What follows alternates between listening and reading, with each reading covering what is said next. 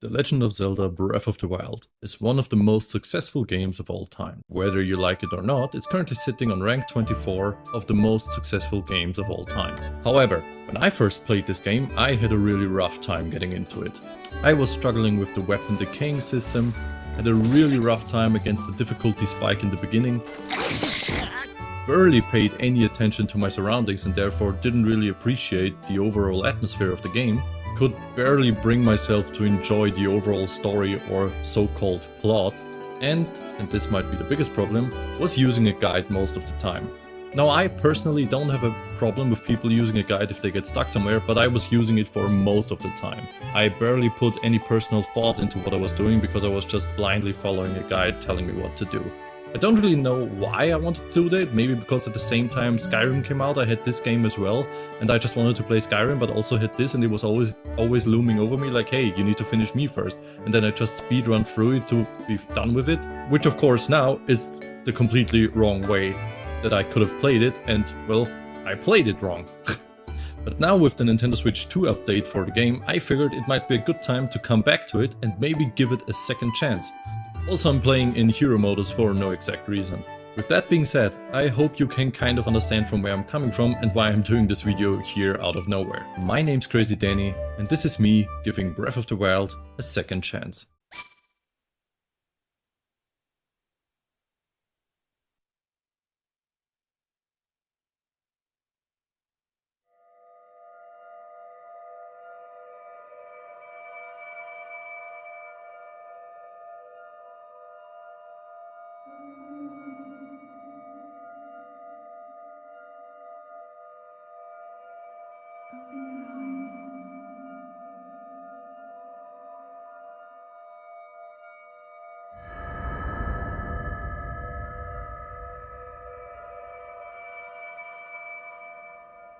Open your eyes.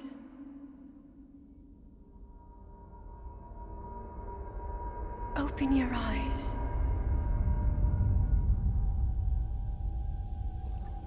Wake up, Link.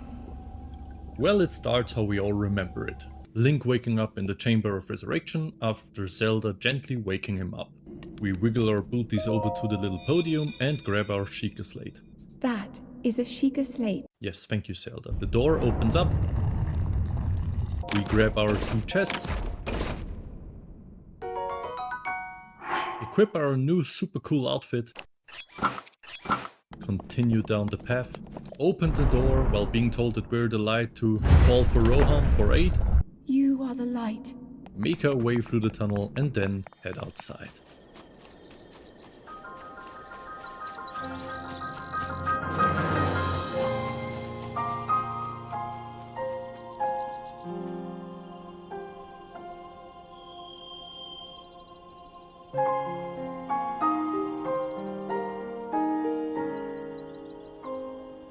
We are then officially ready to start our adventure, and I gotta say, I don't remember this game looking this good. Of course, I'm playing the Switch 2 update version, which apparently increases the frame rates and whatnot, but still, it looks really nice. We get our first tree branch and continue wiggling around the starting area, grabbing some shrooms and some more sticks, and then head down to the old man near the campfire. He tells us that this place is called the Great Plateau, which is kind of where apparently all of this kingdom started or whatnot, then points with his staff to the south and shows us that there's a temple to the west, which we should investigate. Oh. We continue traveling down the road, grab our first Korok, two more epic weapons, and then it's ready for our first encounter. And let me tell you, I am prepared to face whatever threat is heading my way. I grabbed this rock in advance and fully used it to its maximum potential.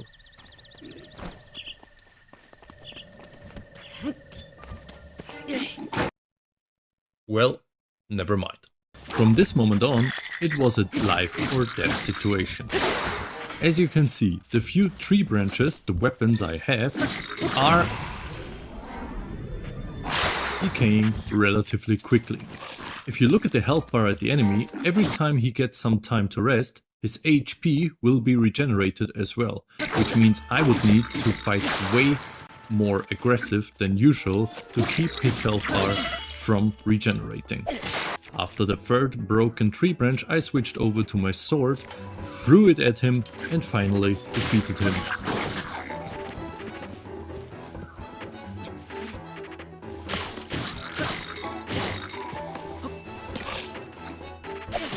The monster fell off the cliff. I carefully followed him and grabbed the epic loot he dropped. While checking my inventory, I realized two things. First of all, the loot the monster gave me was barely worth all the effort I put in and all the weapons I sacrificed. And second of all, I'm now completely out of weapons to fight. Well, if you count the tree branch and the woodcutter's axe. This fight made me realize one thing. If the enemy is not worth it, don't fight him. I continued my little adventure towards these two rocks who were just waiting at the cliff for me to push them down.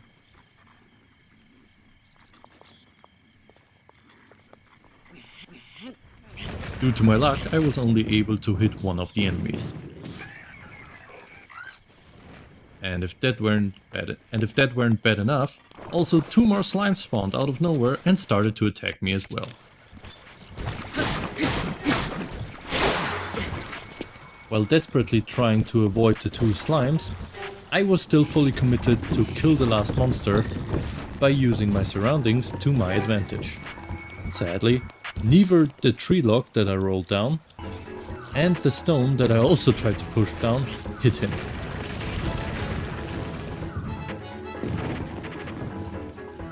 Therefore, I was forced to close combat.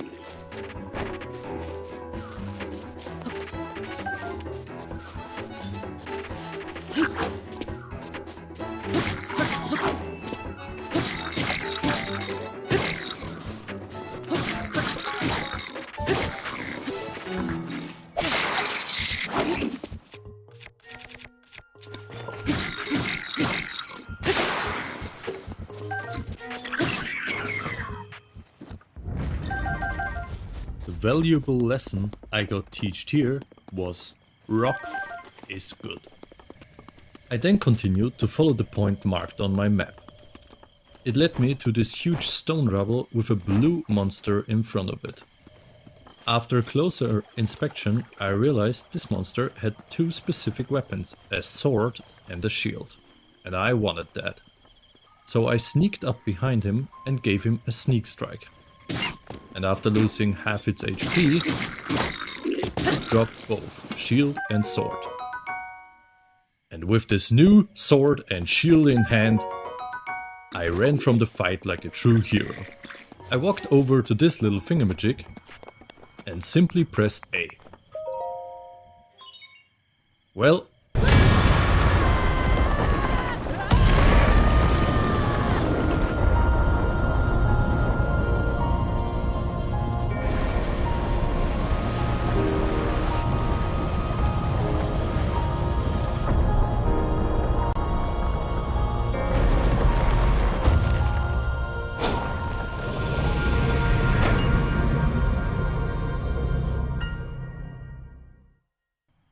we have then been moved onto the top of the Great Plateau Tower, which also updated our map and gave us a good understanding of our surroundings.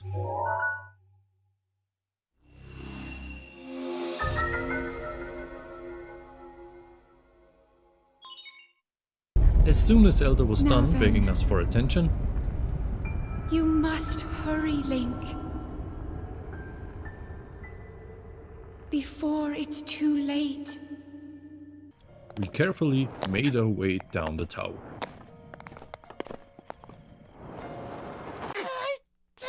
Once on the ground, the old man appeared out of nowhere and gave us our first little hint to what we should be doing. He explained that all these towers showed up all around the world, and as well those little shrines started to glow up everywhere. Yet there is no way for us to explore the rest of the world since we're stuck on the Great Plateau and it's surrounded by cliffs. Falling down there would mean death. But the old man has a paraglider, which he is willing to part with it in exchange for a treasure from a certain shrine. Without further ado, we make our way over to the shrine.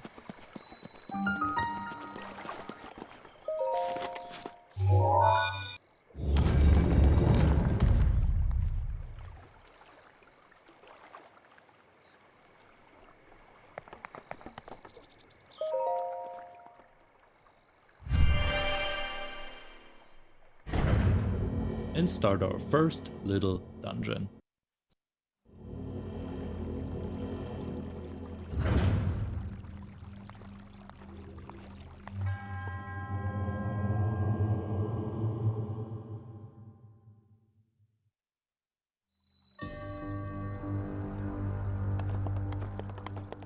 The Magnesis Trial gave us the ability to manipulate anything that can be affected by magnesis.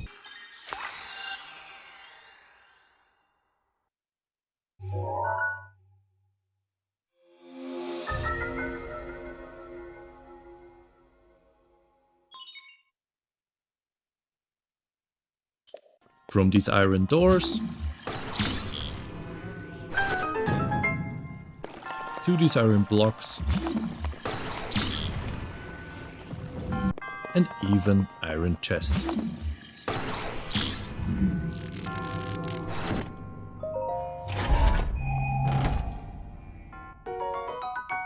Also, if used in a specific way, they can also be used as weapons against enemies, but more about that later. We open this huge huge iron door, and head on over to the master of the shrine. As a reward, he gives us a spirit orb.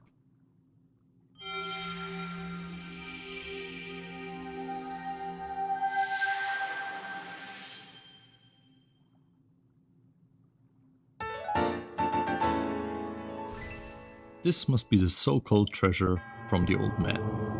And right after that, we are sent outside.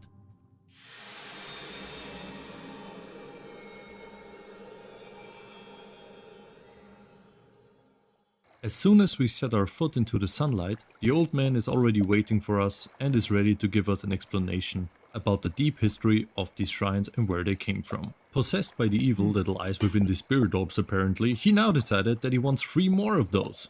And only if he gets 4 of those, we will be able to get the paraglider. You giant twat. But it doesn't look like we have much of a choice. We head on back up to the tower, mark the 3 different shrines that are left on this great plateau, and continue raiding them. Once down on the ground, I was actually trying to raid one of the monster camps. But for some reason, this giant asshat would not stop blowing its stupid trumpet to alarm its comrade, and I've stayed there for over 3 minutes. After that nightmare, 2 skeleton warriors of justice spawned out of nowhere and started to attack me. Thankfully, they're defeated easily, and they drop quite some good loot actually. I'm not talking about the spear, I'm talking about the Bokoblin arm, which does a whopping 5 damage. And I have to be honest, once they were defeated,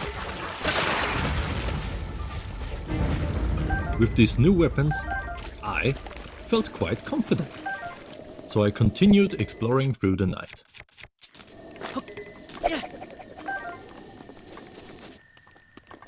After gracefully dodging my first encounter with a guardian,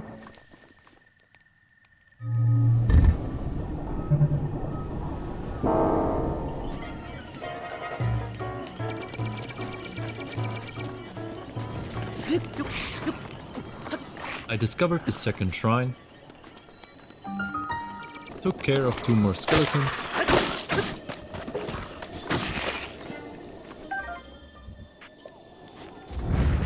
and without further ado, head inside.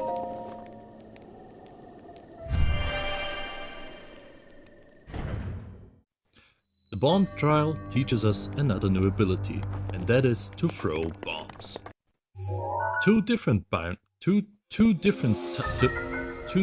types of bombs to be exact. One that is round to roll everywhere, and one that is square to just stand there. Through the trial we get to use at least one of them in a different way.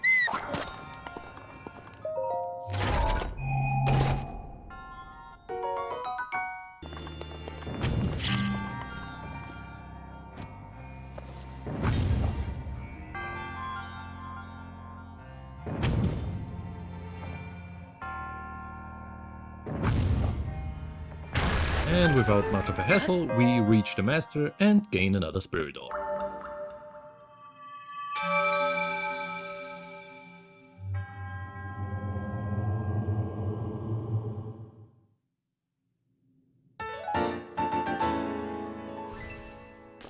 Just for your information, I'm trying to keep the video as entertaining as possible. The reason why I'm telling you this is because I've just cut like 20 minutes of me running around in Hyrule with no exact goal. I was just running around grabbing random ingredients, fighting enemies, getting new weapons and whatnot.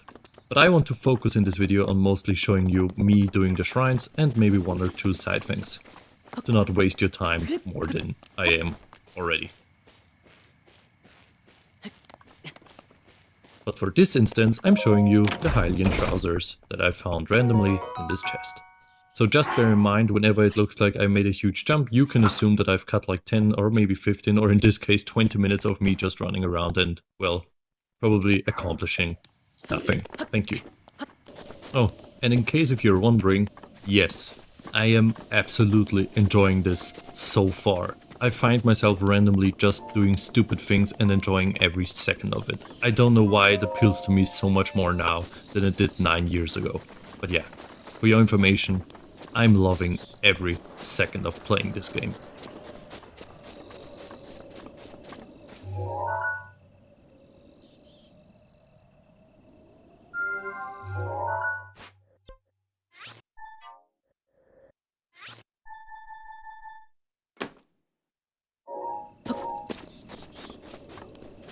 On my way to the third shrine, I discovered a little hut in the middle of a forest. Yet, between me and the hut was a little pit. And I couldn't go around it, because on one side was a huge wall, and on the other side was a white Lionel waiting for me. So I had no choice but to go inside the pit and fight the evil within. This is the largest number of enemies I had to fight up to this point. But I realized something. Next to all of them was a huge cliff that would lead down to death. So if I would have the opportunity, I should definitely try to push them down there so I could get rid of them easily and not waste all my weapons. We will see how that plays out.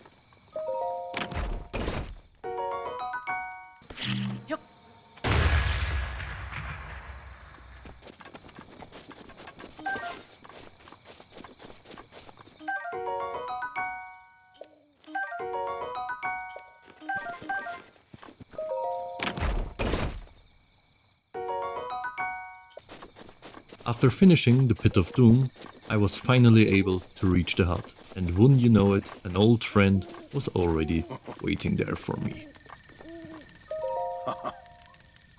We talked for a moment before he taught me the absolute basics of cooking. It works very simple. You just use all the ingredients you have, put them in your hand, and then put them in a pot.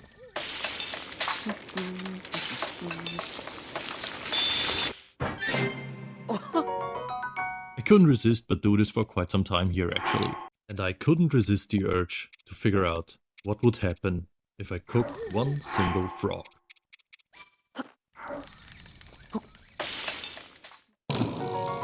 Well, you live and you learn. After that, I broke into his house, I read his diary and realized he made a special kind of dish. And if you're able to figure out what the missing ingredient is, he's apparently willing to give you his warm clove thingamajig. I don't know. Ah, yeah, that's exactly. After heading back outside and talking to him and giving him a random thing to look at, he told me that the meat he used was in the Forest of Spirits. But before I went there, I had something else in mind. After all that, I continued my adventure towards the cliffside. On my way there, I grabbed some sunset fireflies and made a makeshift bridge with a falling down tree.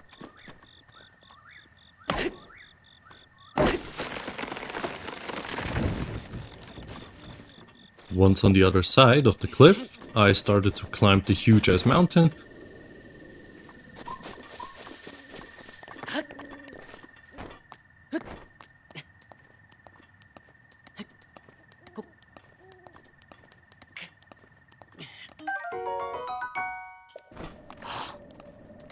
And once I reached the top, I finally discovered the third shrine.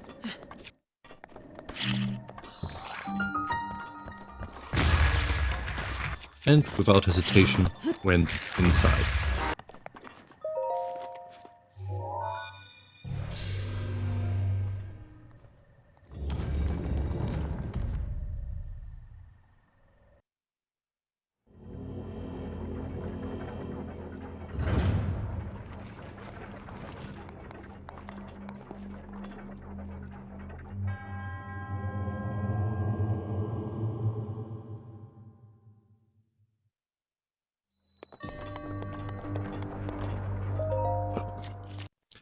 The third shrine gave me the ability to use stasis. Simply put, it stops whatever object how do I explain this? Just look. There you go.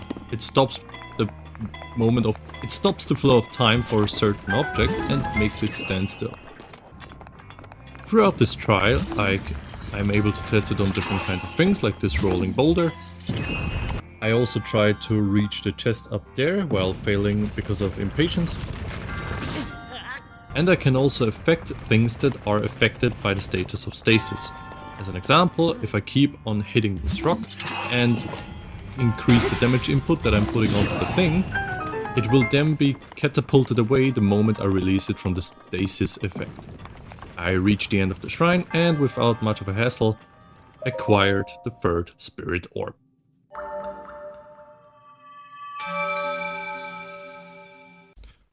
Three shrines down and only one more to go. At this point I felt really motivated to finish the last shrine, get all of the runes and leave the Great Plateau. I headed up this mountain, but at a certain point I realized something. The area the last shrine is in is a snow area, which means if I'm not prepared well enough for this winterish biome, Link will start to freeze and lose health. And also will start doing this adorable animation.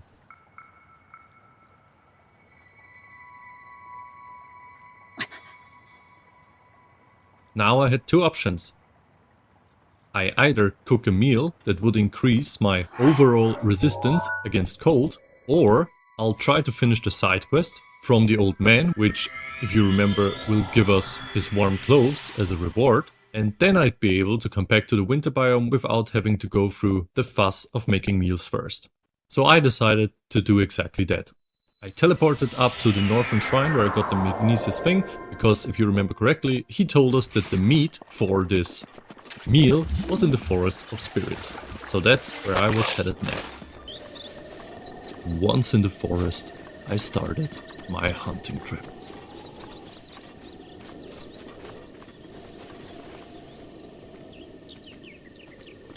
Sadly, the first two boars I encountered were able to flee after being hit once.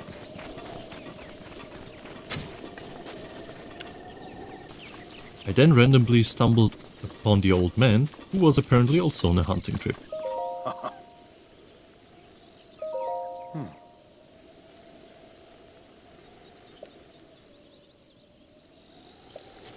He gave me the hint that when hitting a boar or a certain animal in a specific way, it will be able to be defeated by one hit.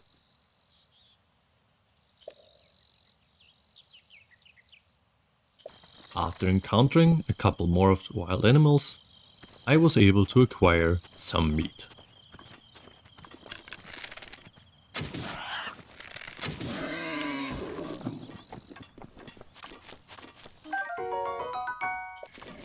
I went back to the place where I met the old man and realized he made a little camp there. I used this opportunity to try and make a meal that almost fit into his description.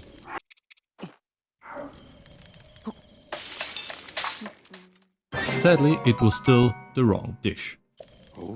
Yet, when I showed him that, he gave me one final hint that the last ingredient was found somewhere near the tower. So without hesitation, I went there and searched for more ingredients. Yet I couldn't help but feel unsatisfied, leaving this huge forest unexplored. So I continued exploring the forest a bit more. I found some Koroks,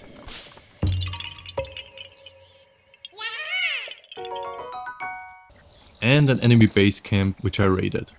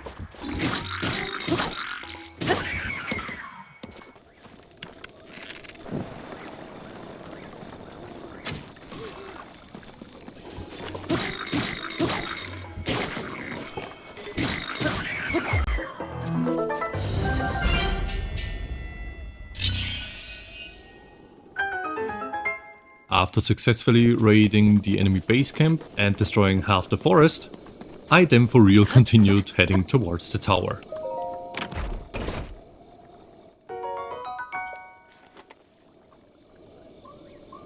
On my way to the tower, I found the old man sitting next to a non-lit campfire. I quickly changed that for him.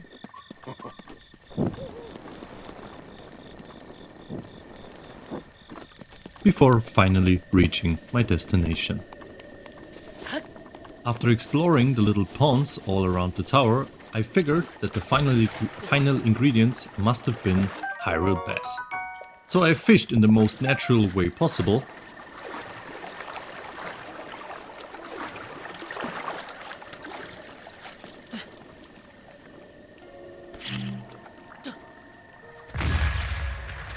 Grabbed the possible final ingredients, went back to the camp of the old man, cooked the dish,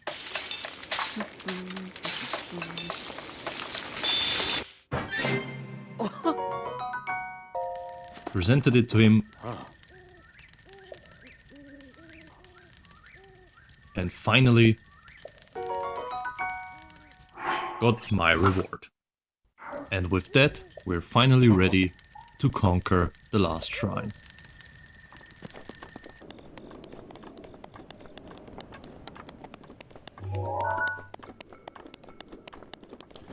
The snow area had a huge river running through it, separating me from the shrine.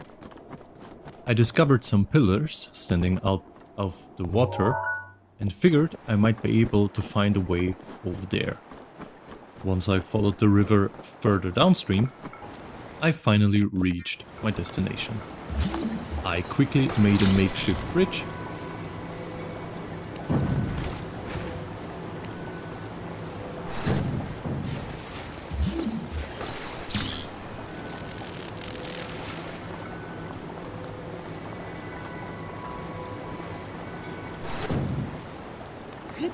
crossed it, and went up the mountain to the fourth and final shrine.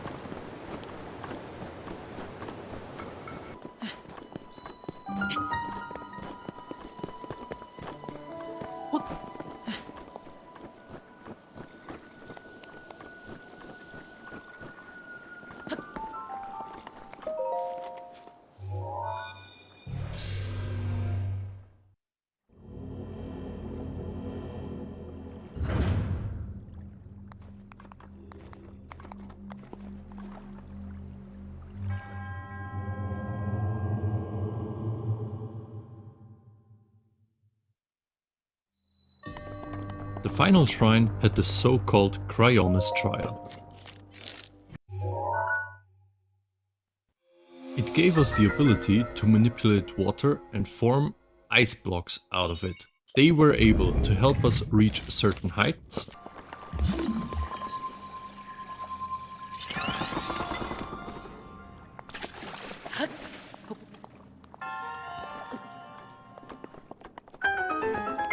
they can be used to raise skates, which was very random, but it looked nice.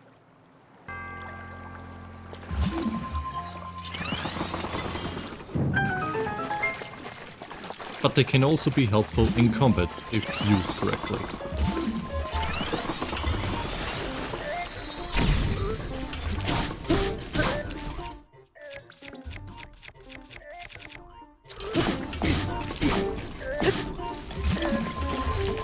I then went with a more traditional approach. And once the master was finally reached, we finally got the fourth and final spirit orb.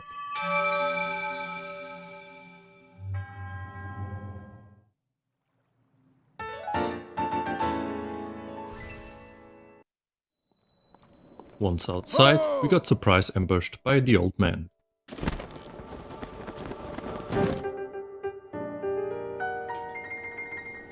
He told us that it's finally time and that we should meet him where the four shrines intersect. Once I took a look at the map and realized connecting the dots, the place where he wanted to meet me must have been the Temple of Time. So I made my way through the winter biome, crossed the ice-cold river spectacularly,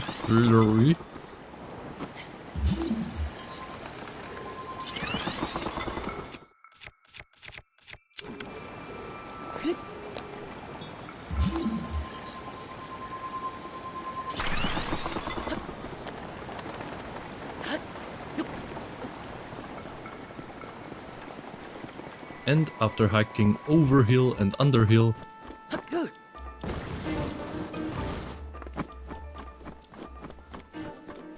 the Temple of Time finally came in sight.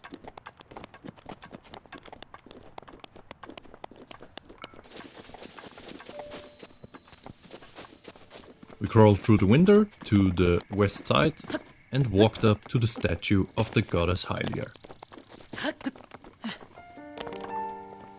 Now this is important. The goddess of Hylia gives us the opportunity to increase our health or stamina bar. It would increase our health by 1 heart or increase our stamina circle by 1/5 extra. Basically, it makes us stronger in some terms. But I decided to not use that actually.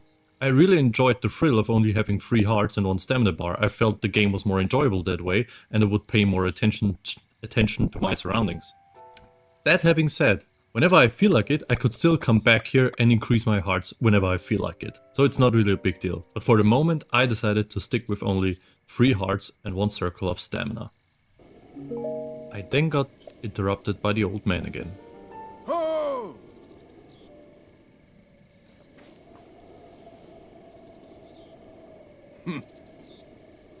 He told me to meet him on top of the Temple of Time. So I walked outside, found this ladder, climbed up, walked across the roof, and finally found him in the highest tower.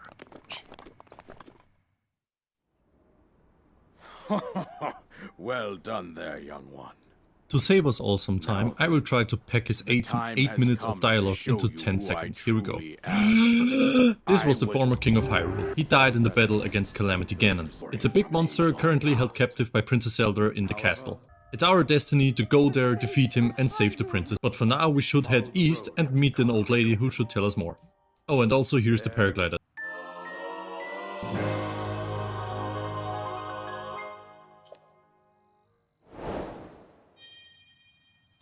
With the Great Plateau quest finally done, the king can rest in peace, and we are now finally in possession of the paraglider. With that, we grab whatever is in this chest. Oh, nice. Gather all our courage, jump through the broken window, and glide into part 2.